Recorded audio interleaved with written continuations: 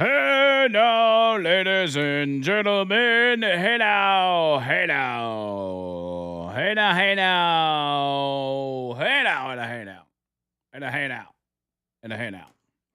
Welcome to hour number 2 of the Line Talk 99.5 on this Christmas extravaganza Friday. That's right. It is finally your chance to meet Carrie Adams in person. Isn't that right? That is correct. Carrie's actually gonna be there. I didn't know if he was gonna come or not. I was kind of like, yeah, he may. He's probably gonna take a cruise or something. Yeah, I decided I'll go if it's not cloudy and rainy. Okay, all right. I figured you'd be flying like a Blue Angel jet or something Oh man, that'd be great. over the weekend. God, that'd be so cool. I don't think it's gonna be raining. It is gonna be cloudy though. As long as it's not cold. If it's warm, I'll be there, man. It's gonna be a brisk 43 degrees. What's the wind looking like? Wind chill factor of. Let's see, wind chill factor. I don't know that I can tell you about that, but it feels like 41 right now. We'll be inside, so I'll be okay. The UV index is 2. Ooh, no sun for you. Mm-mm. And let's see, humidity is 84%. That's good. That's good. The pressure. What is that? What is the pressure? Barometric pressure. Barometric pressure is 30.05. That's pretty high. Don't even know what that means. I don't either. So yeah. Anyway, we're gonna be down there tonight. Siluria Brewing Company. Make sure you join us in Alabaster for that. We expect to see each and every one of y'all there. Me and my people will be there. AJ will be there. Leland's going to be there doing a show live. Dixon and Vining. Everybody. Steve West. Everybody's going to be there. So y'all make the plans to come out to our once-a-year party. You know, in the past, we would do, at our Christmas deal, we do like kind of a program. We do something on stage for you guys to watch. Like I think we did it at the Comedy Club the last couple times. This year, we decided to make it more of just a hangout. And it's good for me because that means I don't have to get on stage. I don't want to get on stage. I don't want to be on a microphone. I don't want to do any of that. So I'm free of all that as far as I know. But, we just get to chill and drink some beer together. I guess you haven't seen the new lineup then. You're on stage for an hour at 7. What, doing stand-up? Yes, correct. I did that one time. It was an absolute nightmare. It was at Velma's in front of 12 people. Velma's, man, that's a cool place. Yeah, I lost a bet, and I had to go on stage, and I don't have any jokes, so I just went up there and told the story about the Uber I did with the midget and all that. That's a good one. Yeah, you remember that one, don't you? I do. Yeah, I just told that story, and it didn't go over very well. I don't think I'd be as nervous now. Since now I'm doing all this TV stuff. That's true, man. But big time. Back then, I was just not ready. I might have another appearance next Friday. Really? Yeah. They hit me up again today. What time they want to do it? During our show? They want to do it between 2 and 3. Which I could probably pull that off if it's later. I told her, I was like, if it's later in the show, I can do it. She's like, well, I'm going to pencil you in, and then I'll hit you up next week and verify. So it'll be my first weekday show, though. That is good. Yeah. Moving on up. Next prime time. Yeah. Now we got to get Fox News to pick me up. We got. I actually know there's a lady that's on Fox in the mornings, and sometimes she's on at night as a guest or whatever. But she's one of their correspondents. Her name's Carly Shimkus, and I used to have her on my show once a week when I was in Anniston. Like, we had this partnership with Fox News where they would every day they'd offer up some guests. Like, you can bring these guests on. Maybe a Fox host, or it may be somebody promoting a book or whatever. But it was a good way to kill time during your show. Like if you're trying to make it through your show, just book a bunch of those people and bring them on and talk about whatever. See, it's a little bit of lazy radio, but at the same time, I had what I had to work with. And so she made a weekly, or actually I think maybe twice a week, made an appearance. And I would book her every time. And so we kind of built a little bit of a friendship. So I'm thinking that I reach out to her and I say, hey, why don't you give your people my number? You know what? What would it hurt? Wouldn't hurt nothing. Absolutely not. I hadn't talked to her in a long time, though. It's probably been like 2 or 3 years. But Oh, she can't forget you, man. of course not. I'm unforgettable. I got to go on that guy in Aniston again. God. She knew. It's so funny because, I mean, listen, I had a blast, and if it wasn't for that station, I'd never be doing what I'm doing today.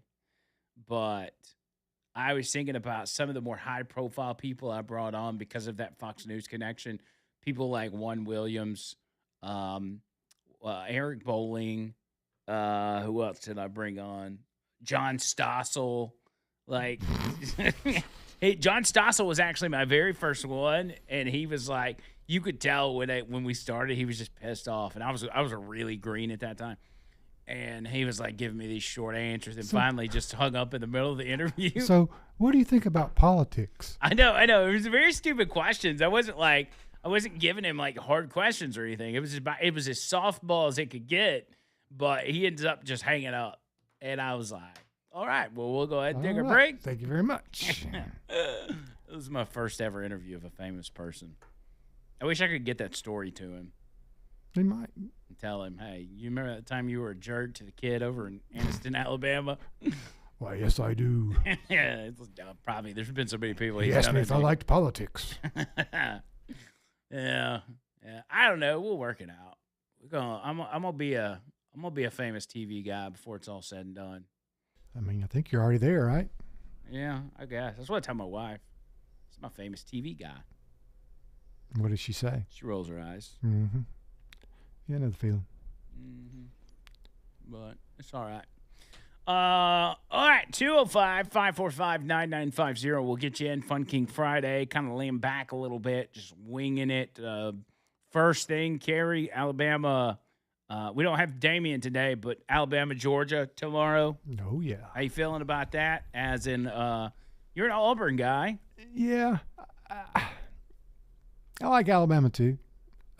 Wait, no, you don't. You Yeah, can't like Alabama I and you can't most be an certainly Auburn can. fan and like Alabama. I most certainly can, too. Is your wife an Alabama fan? Well, she was an Ole Miss fan. Now she's very pissed off. I'll bet.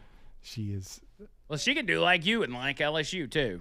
No, I forbade that. I was like, you can like Ole Miss, but now that he's gone to LSU, you are nope. Well, so anyway, you're. I feel everybody's leaning toward Alabama, and it's kind of scary they do that, but I honestly have no idea. Because Alabama does great in the first quarter. Man, they turn it on, then they just go downhill from there. So. Who has shown weakness most recently is my question. Man, I guess Alabama with the loss to Oklahoma. Right. And so is it – because usually, Alabama's got the upper hand in this game every time they meet up, it seems like. But – they do have Georgia's number. They do have Georgia's number, and usually Alabama's got the momentum going into this game. But Georgia possibly has the momentum going into this game this time. Possible. But I don't know. I mean, it's hard to tell because all the games were so close this year. What was the Alabama-Georgia final? Oh, man, I Let me don't look remember. that up. Alabama-Georgia final.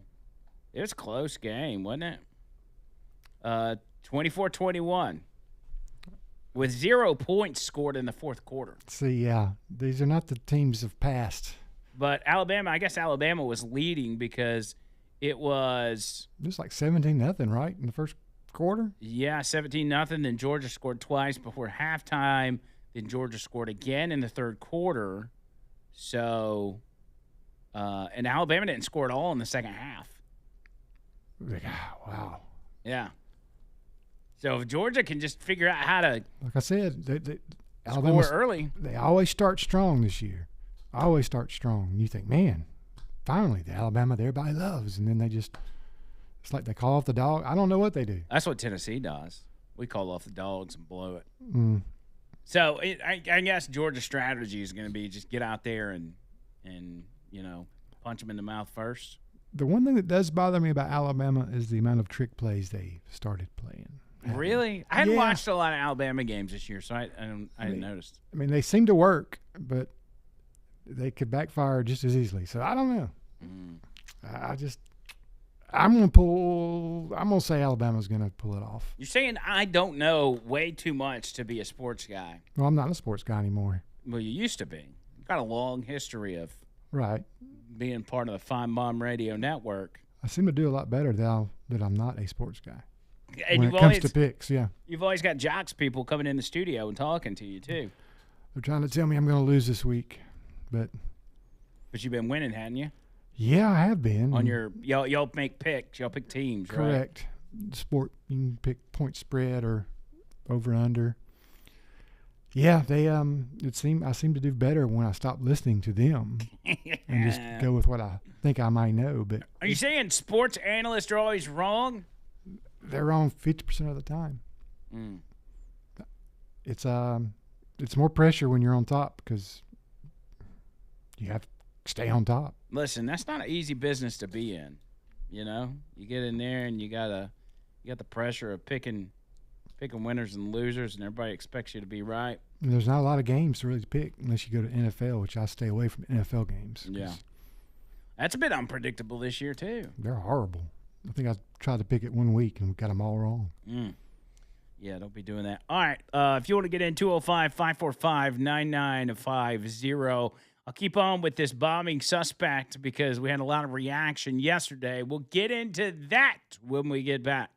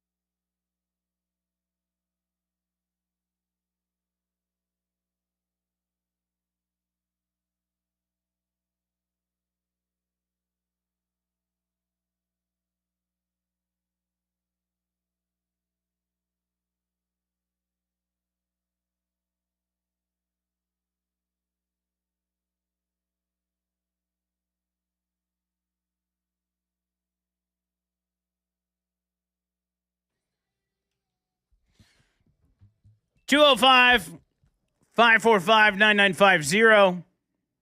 545-9950. Let's start it with Richard the Cop. Richard, what's up, buddy?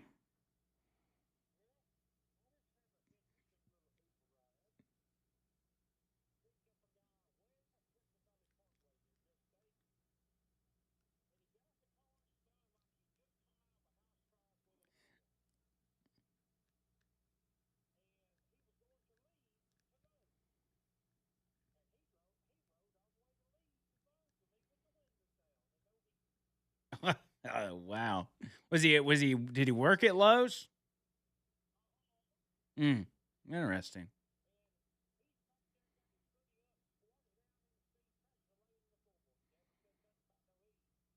He's probably appreciated it so he could air out a little bit before he got to work.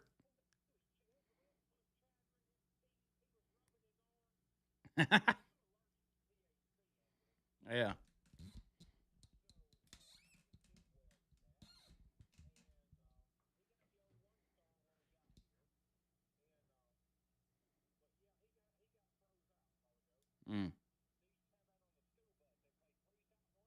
I remember.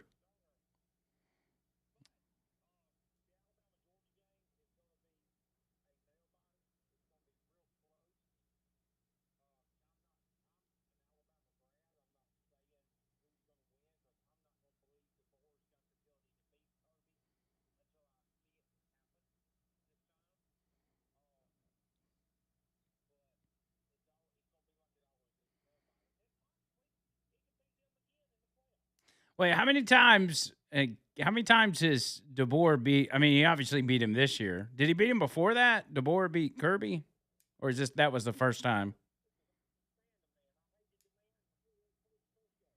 No.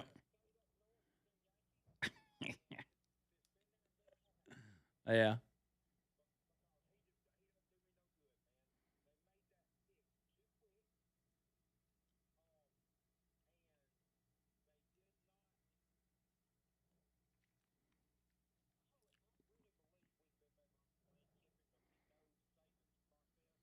A lot of people wanted Lane Kiffin.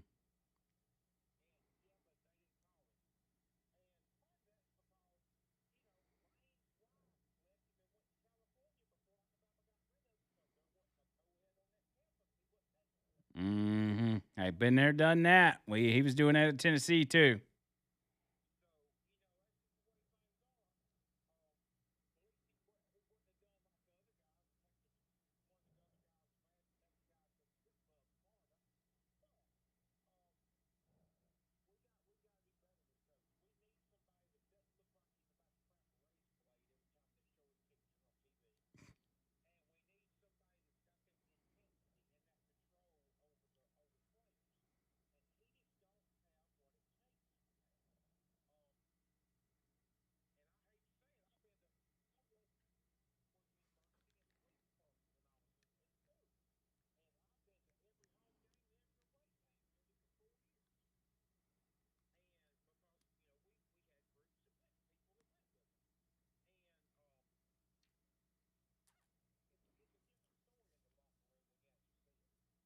Yeah.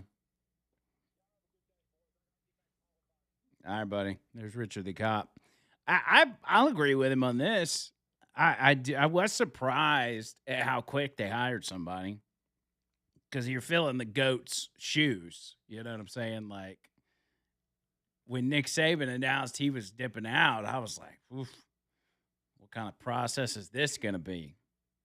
Well, it looks better than what the teams did this year with their coaching hires. I have no problem with it. I mean, granted, he was probably not the first choice of everybody. I think most people thought Lane Kiffin should get a shot.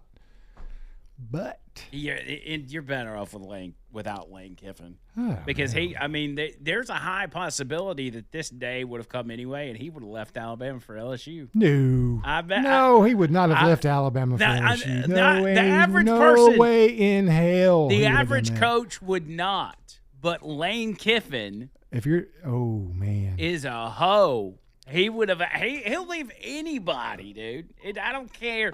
don't care what it is. Maybe nobody else would ever do that. But if there's one person in the world that would do it, Lane Kiffin Why? would be. No, he would not have. That's his Yeah. dream job. Nah, Nope. no. Nope. I strongly disagree with that. Every next job is Lane Kiffin's dream job. He told us that at Tennessee. He told him at USC. You know, he's Florida. Alabama's coordinator. Nobody in their right mind would leave Alabama to go to LSU. That's as the head thing. coach. Lane Kiffin's not in his right mind. He is in his right mind. He's a whore. Nobody in their right mind would stay at Ole Miss and not go to LSU. Oh, yeah. Even though I didn't like it, I was like, well, yeah, I don't blame him. Alan's at Nectar. Alan, what's up, buddy? Hey, man.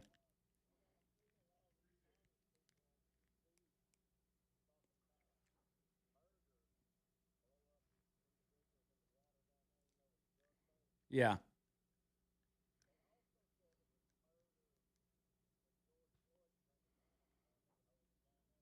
Mm-hmm.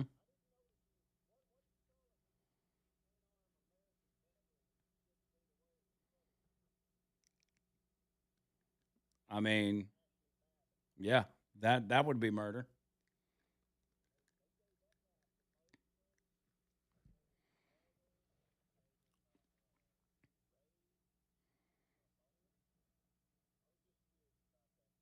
Yeah, man. Hey, now, appreciate you, Alan. Yeah, that's what, and I thought about this yesterday as well with the DC Pie Bomber, and we're allegedly getting to the bottom of that. You know what's next? Some justice for Ashley Babbitt. It's time for some justice. I think that's more important. Yeah, absolutely, it is. Did Ashley Babbitt attempt to climb through a window? Yeah, but did Officer Byrd shoot Ashley Babbitt with no warning, who posed no threat to him? Absolutely he did. He committed murder. And after he got all the accolades on the backside of that because he committed that murder. He was not a good cop. He was cited numerous times for bad behavior. One time he left his firearm in a bathroom at the Capitol. Like, not a good guy. We need to see some justice for Ashley.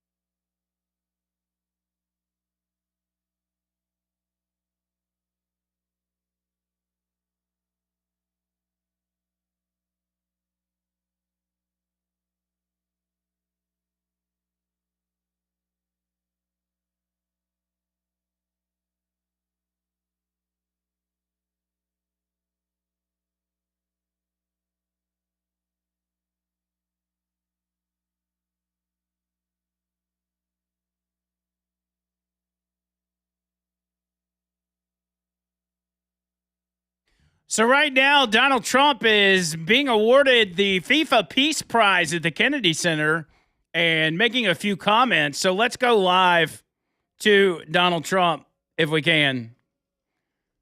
Live at the Kennedy Center in Washington, Kerry, if we can.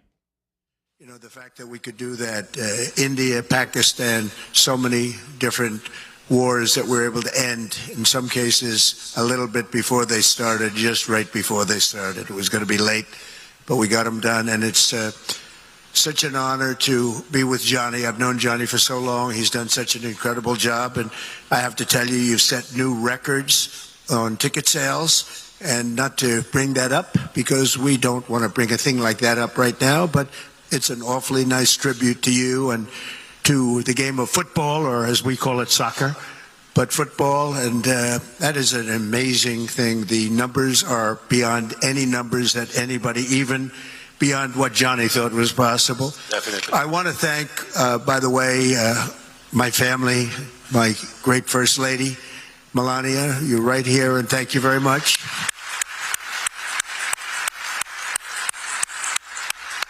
And I think you're going to have an event the likes of which maybe the world has never seen. Based on the enthusiasm that I've seen, I have never seen anything like it. We've had a tremendous relationship, working relationship with Canada. We have our Prime Minister of Canada there, and we have our President of Mexico. And we've worked closely with those two countries, and the coordination and friendship and relationship has been outstanding, and I want to thank you both very much, and your countries very much. But most importantly, I just want to thank everybody. The world is a safer place now. The United States 1 year ago was not doing too well, and now I have to say we're the hottest country anywhere in the world, and we're going to keep it that way. Thank you all. Thank you. Have a great time. And Johnny, a tremendous honor. Thank you. So here we go. We finally got a peace prize out of somebody. The FIFA World Cup, whatever. I mean, this was the FIFA World Cup drawing. This is the FIFA Peace Prize. That's what it's called. FIFA Peace Prize. So good. Man, talk about business deals. I mean, they got a whole production with this thing. I mean, they got speakers, and that's a whole big deal. I didn't realize it was that enormous of a get up there. So Ann says, yes, Bama beat Georgia this year and last year.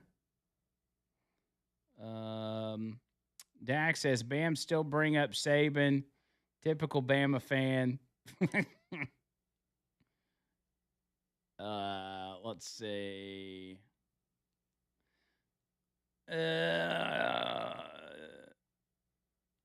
Jay says, LOL, the no way in hell Kiffin would go to LSU if he were the head coach at Bama. Roll Tide roll, he says. Very smart. Michael says, Kiffin may be a hoe, but who wouldn't be a hoe for $90 million? Another good point. I'm just saying. And I mean, didn't Ole Miss offer the same thing? Didn't they match the offer? Yeah, they would have. But, you know, it's NIL money, too. $25 million's on top. And it's like, here's $25 million to start you off. Well, that's when you run out of this, we've got some boosters that will be happy to replenish it. So have at it. Yeah, I was, I mean, really, he said at his press conference, he's like, I don't even know what's in my contract. Of course, that's a lie. You know it's in your contract. But he said, all I was worried about is what money are you giving me to pay players? Yeah. And listen, LSU is probably it's a better school than Ole Miss. I mean, as far as if you're just looking at, you know, more alumni, more national championships, more, you know, prominent, more winning seasons or whatever, you know, and it just it's a better job. It's a better job. I mean, but would Alabama and LSU, would that be a lateral job? LSU is below Alabama. I don't know if you know this. I know you being a Tennessee fan. You don't understand greatness. I'm just asking your opinion. No, Alabama's a better job. Yeah. Well, what would they're not that far separated, but you look at national championships, you look at the past 15 years. Yeah, I mean, they're better definitely as of late. They're much better. There's I mean, they did give us Alabama Saban, Yeah, I mean, but if it wasn't for LSU, Alabama, Nick Saban would have been coaching at Tulane or could be, whatever. you know. You know, Nick Saban lost to UAB when he was at LSU. really? Yeah, Well, he lost to Louisiana Monroe while he was at Alabama. I think But that's listen, right. I could be wrong. I don't know. Listen, when you're in the game that long, you've got bad games. You know? Yeah, but I don't blame Lane Kiffin for leaving. Nobody would. Mm. Maybe the way he left was not great, but you're in that position. What do you do? I think at the end of the day, Lane Kiffin is good for college football, but just because drama follows him. Yeah, and he must.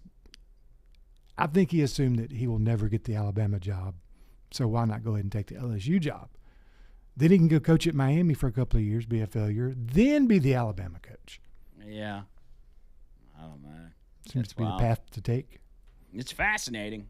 I mean, this is not a sports show, but it's a fascinating take. If you ask me. All right, let's talk about Noto Roofing real quick. NOTOroofing.com, NOTOroofing.com. Yes, sir.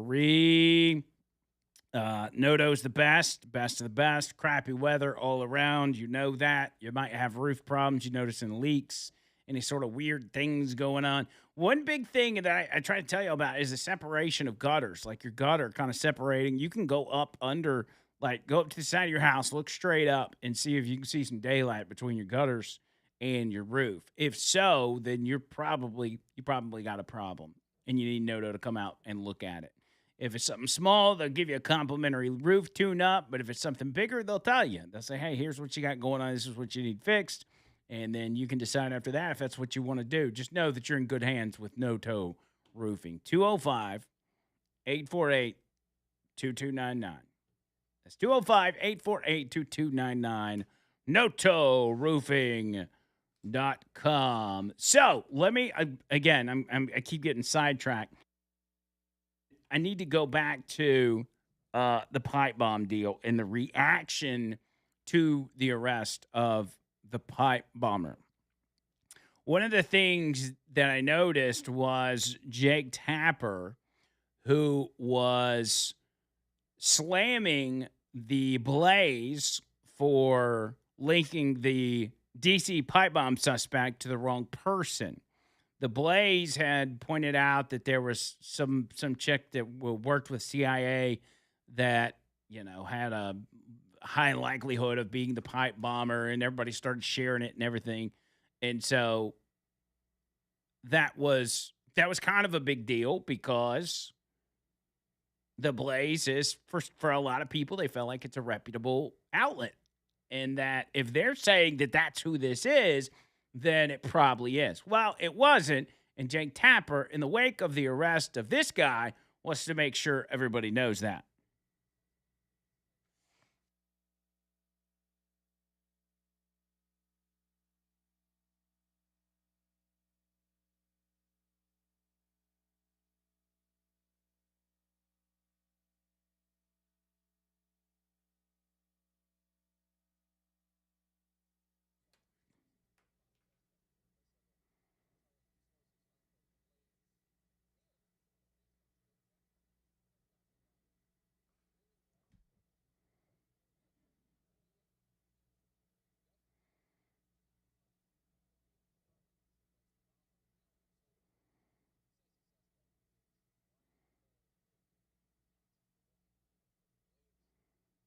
Oh, the Blaze got it really wrong. Really, really wrong. And CNN, it's just CNN, man. Jake Tapper, I'm CNN. We get it right. The Blaze, conservative media, they get it wrong. Unless, of course, you're describing this Brian Cole after he gets arrested and you say something like this.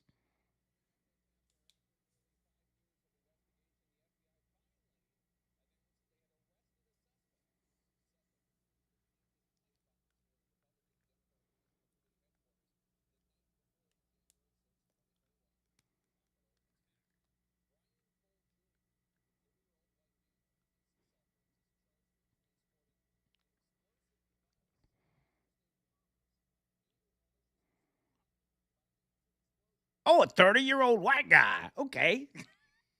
Mr. Oh, please, how dare you? You got it wrong. And then Jake Tapper's on TV, literally on TV, being like, it's a white guy. And it wasn't like we heard that the guy got arrested and Jake Tapper's guessing that it's a white guy. No.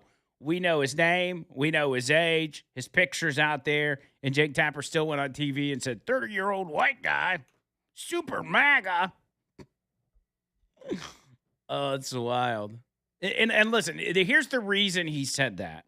It's because the media, since January 6th, 2021, has been hammering over and over and over that it is 100% confirmed that the person that planted these pipe bombs is a white MAGA guy. When they would bring it up, they never mentioned the pipe bombs at the RNC. They only talk about the ones at the DNC. Like Kamala Harris was there at the DNC where pipe bombs were placed.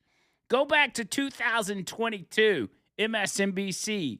Mehdi Hassan, who's one of their hosts, goes on and on with another race baiter he brought on his show about how this bomber is obviously a white MAGA guy.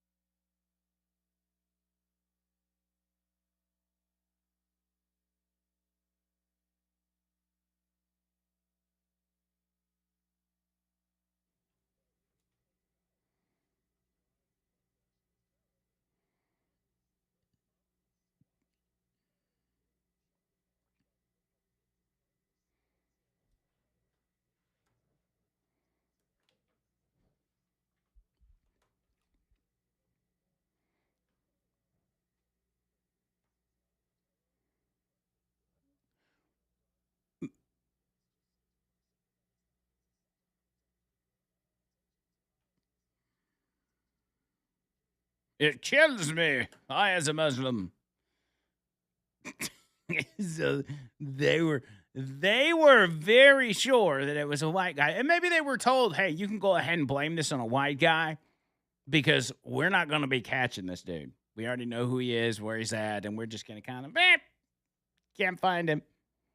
Can't find him. But the most amazing take in all of this yesterday was one Mark Warner, who actually went on TV and uttered the words, in so many words, that why did it take so long for Donald Trump's FBI to catch the pipe bomber?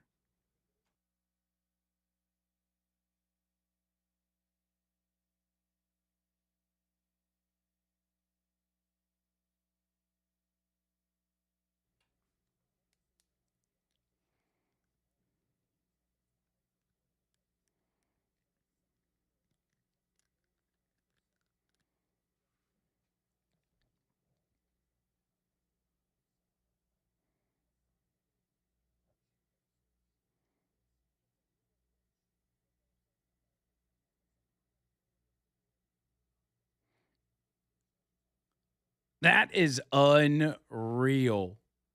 That is unreal, bro. He literally is like, why did it take so long for Trump's FBI to find a pipe bomber? He actually said that on TV. After 4 years of nothing. Well, Trump took it so long. Pay him by that. Cash Patel, why did it take so long to find a pipe bomber? You shouldn't be doing a victory lap. Get out of here, man. What is it? The rule still stands all day, every day. Whatever they accuse you of, they are guilty of themselves.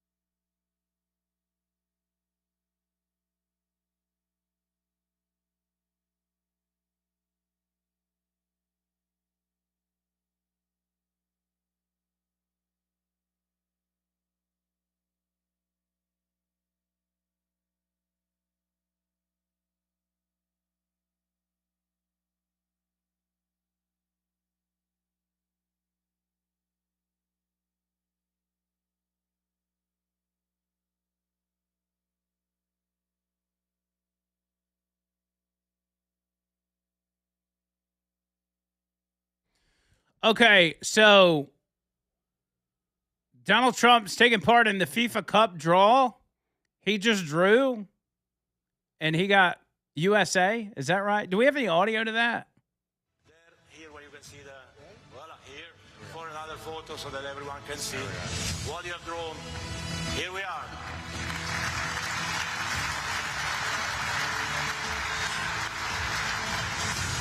Thank you very much. Well done. Congratulations. Great assistance.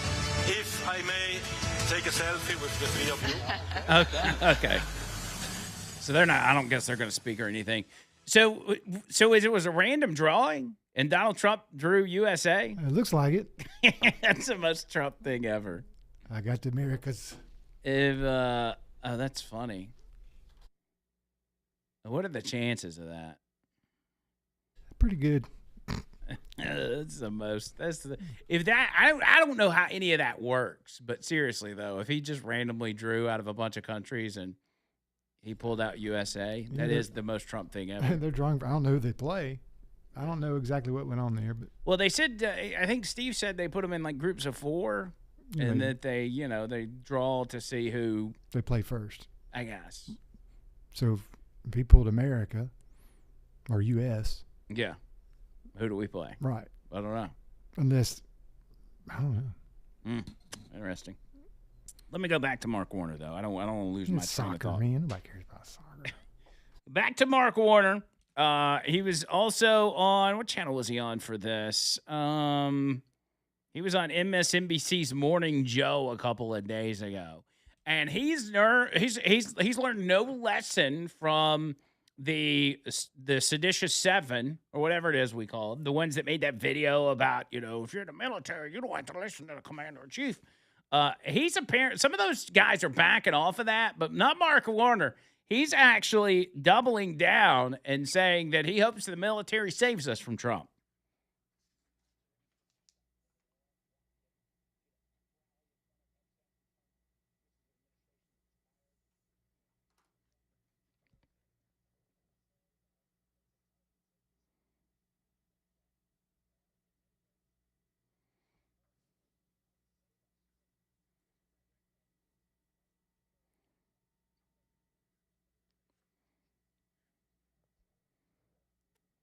It's lame people like Hegseth.